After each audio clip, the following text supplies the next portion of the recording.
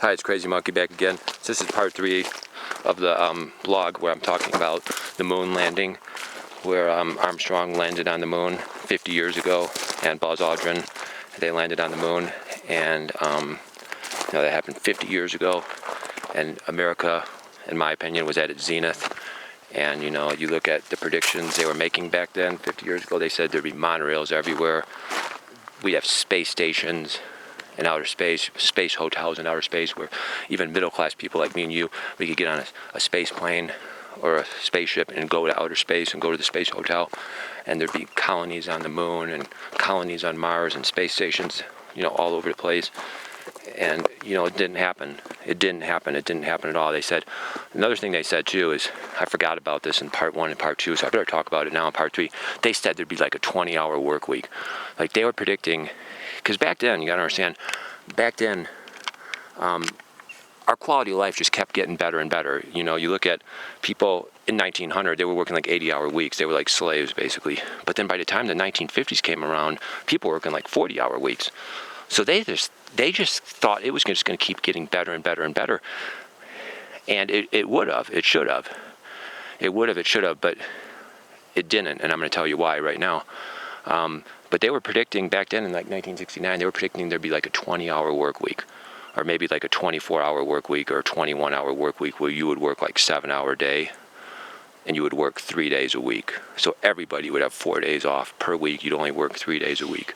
That's literally like one of the predictions they were making, on top of all the predictions they were making about monorails and, space stations and colonies on Mars and, all the predictions they were making back then about how wonderful the future was going to be. And it didn't happen. And the reason why it didn't happen is because the global billionaire elites decided that they didn't want that to happen.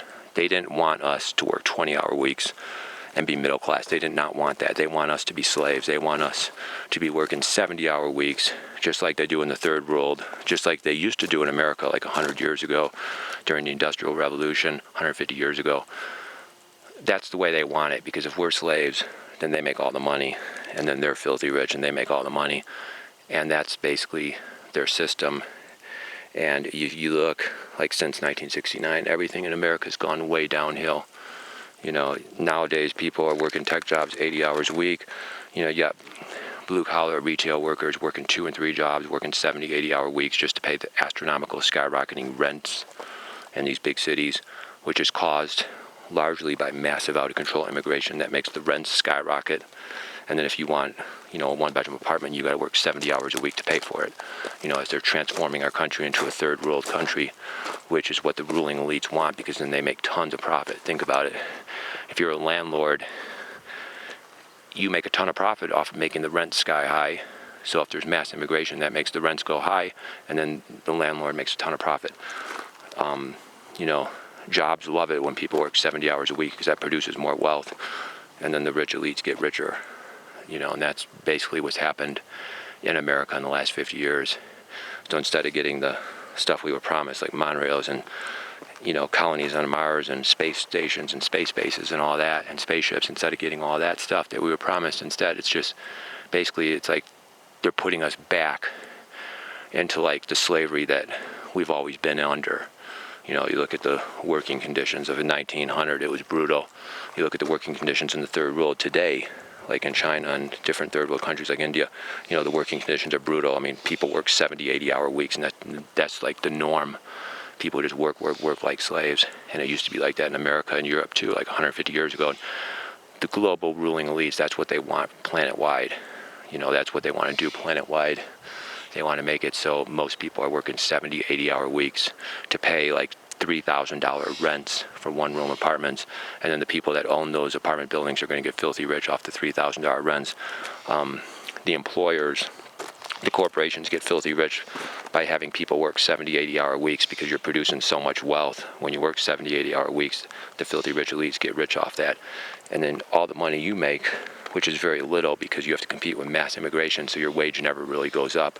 Your wage never goes up because mass immigration causes wages to go lower and lower, which is what we've seen adjusted to inflation in the last 50 years. So you just have to work more and more hours, but you don't get ahead. The only person that gets ahead is the filthy rich landlords that own the apartment buildings that make the rents go higher and higher, and the corporations, they get ahead because they make more and more money as people work more and more hours, and the wages go lower and lower because of mass immigration. And that's basically what they've been doing the last 50 years all over Europe, Canada, Australia, America as well, turning us into the third world. So instead of getting those space planes and rocket ships and colonies on the moon and Mars, and where you could go to outer space, a space hotel, instead of the monorails to get you home in 10 minutes, all those predictions they were making, 20-hour work weeks, all the predictions they made in 1969, none of it's come true. It's all the opposite. It's the opposite. Now you're like stuck in a traffic jam in your car, and you're going like 10 miles an hour, and it takes like an hour and a half to get home. That's the reality for a lot of people now. You know what I'm saying? That's the reality. But then the ruling elites, they can go home in a helicopter, you know what I'm saying? They could be 30 miles from the office. They go to the top floor, get on a helicopter, they'll be home in 5 minutes. That's the world they're creating. That's the planet they're creating, where they live in their own world. They have billions and billions of dollars in money, and then they use a combination of socialism and capitalism to basically keep their position at the top. And then they use these socialist systems to make us poor. And what I mean by that, when I say these socialist systems are, you look at the welfare state, it's designed to make people poor. It's designed to keep wages low.